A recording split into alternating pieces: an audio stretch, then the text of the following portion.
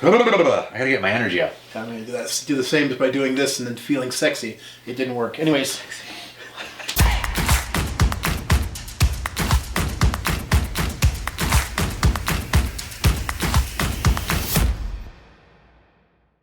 Hello and welcome back to another day in April and VEDA. I'm sitting with Jimmy and I thought, Jimmy is a professional writer. I hate saying it, it sounds so weird. I too am a professional writer, but this gentleman has years of experience on me. His clients include the likes of Microsoft, YouTube, Matthew Santoro, Google. I could go on and on and on. The point is, he's been paid to write, I've been paid to write, and I thought it'd be really interesting for a vlog to basically break down what makes a good story, what makes a writer's job viable or doable, and what a script is. And that's gonna be a big frickin' vlog, and we're just gonna riff with it because we have no idea where this is gonna go. I just said, Jimmy, do you mind if I interview you on the couch downstairs? And he said, sure. So here we are. Thank you for joining me, man. Of course, man. I appreciate you. I'm very well. I haven't seen you in minutes. Outside to inside. Yeah. I think where I wanted to start was, there's 4 rhetoric models. Mm-hmm.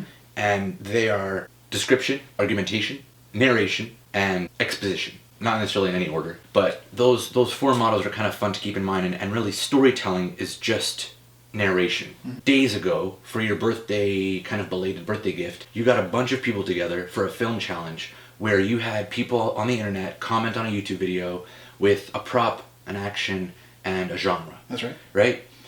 And I think, never mind the actual shooting, but the actual writing process, you busted out a script in like 40 to 50 minutes for a film that you guys check it out. I'll link the card over here or wherever the heck the card is, but you have the disadvantage of COVID, right? Yeah. You have, or the advantage of COVID. I don't know, because it was really cool what you ended up with, but we don't have the players in the room. We don't have the actors on set. No, and that was the biggest challenge in making it too, was definitely having people not in the same place, because that's what you're used to. You know, as writers, we kind of have a norm that we kind of set into. The difference between writing for yourself and being able to kind of create whatever you want, and then having to write for a client, like the ones you just listed, thank you. But it's having to write for them means you have to fit within their narrative. You have to fit within their universe. We want this, say this thing, and you don't have that freedom. And I walk this fine line of, I want to be honest and true to the form, but I also want to be honest and true to myself. The big thing for me when it came to COVID and making this piece was I wanted to tell the greatest story I could. So I just went for it, and I forgot that there was COVID at all.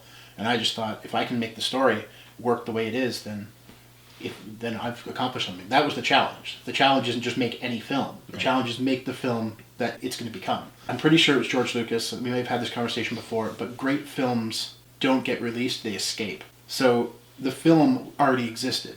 You know, as writers, I'm not sure if you ever feel this way, but the piece that you're writing it already exists, and you just kind of channel it onto the page.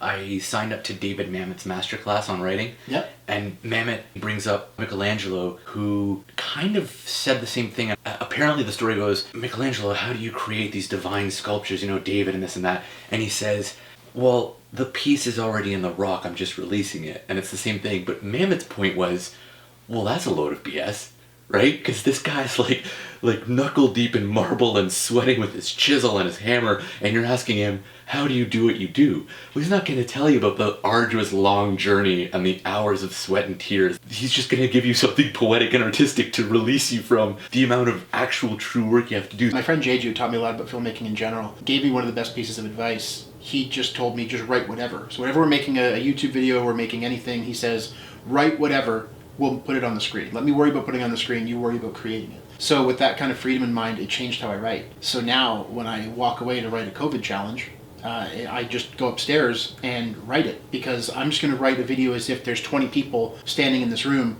all ready to act, all ready to shoot, all ready to makeup and costumes, whatever, and then we just make the best version of the words that come onto that page we can. Yeah, I like that. It's all about being set free. Jay Sankey's a Toronto-based magician and very, very ingenious inventor, creator, performer. He said, when you have a method, that's all fine and well, but the most difficult part of coming up with a magic effect is the effect itself. You don't work from method up. And sometimes you do, because you find a really cool method and you're like, oh, how can I use that for a magic trick?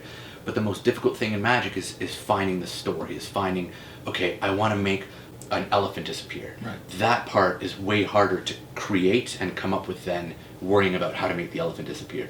You know, it's almost counterintuitive, but I think that applies to what you're saying. Basically, forget the constraints or reality, so to speak. But if JJ says, write it, and you go, we're flying through space, and you mention, I already have 2 ways we could do that. Yeah. You know, and that's just fascinating. All right, Jimmy, I appreciate it. Let's end there. Thank you so much for watching. I will link all of Jimmy's stuff in the description to this video. I appreciate all of you. I hope you're keeping safe and well in these strange times. Thanks so much. We'll see you tomorrow. Bye-bye.